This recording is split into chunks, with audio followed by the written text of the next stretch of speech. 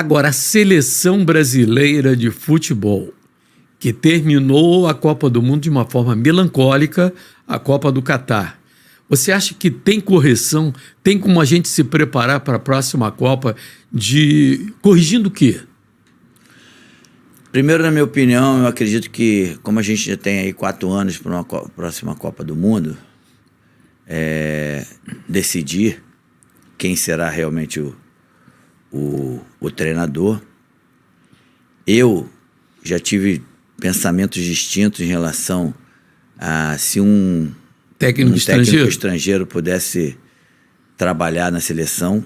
Hoje, eu até diria para você que eu poderia entender uma decisão dessa, mas continuo acreditando que o brasileiro ainda pode muito ajudar a seleção brasileira. Nós temos um treinador que é o Fernando Diniz.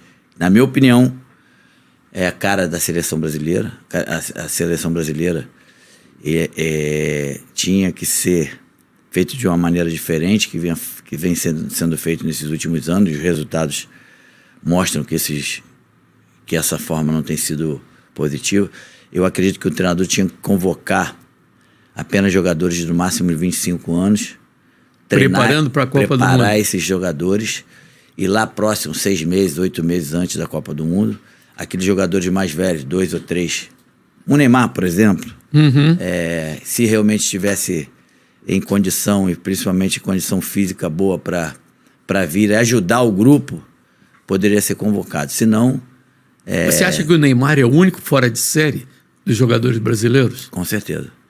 Nós temos grandes jogadores, bons jogadores, até craques, mas o jogador que faz a diferença, para mim, hoje brasileiro, é o Neymar. Você falou no Fernando Diniz.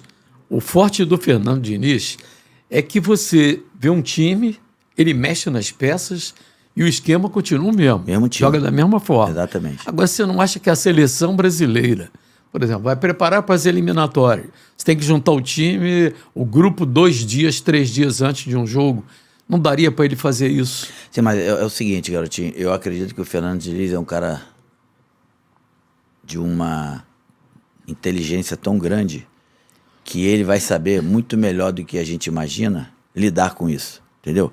O que ele faz hoje, no caso do Fluminense, é porque ele tem esse tempo de treinar, tem esse grupo na mão, e é muito diferente de uma seleção brasileira.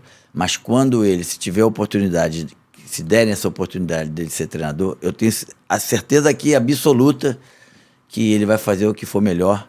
E em relação ao esquema, a gente vai ter uma seleção muito melhor taticamente e muito mais objetiva do que a gente teve nesses últimos anos.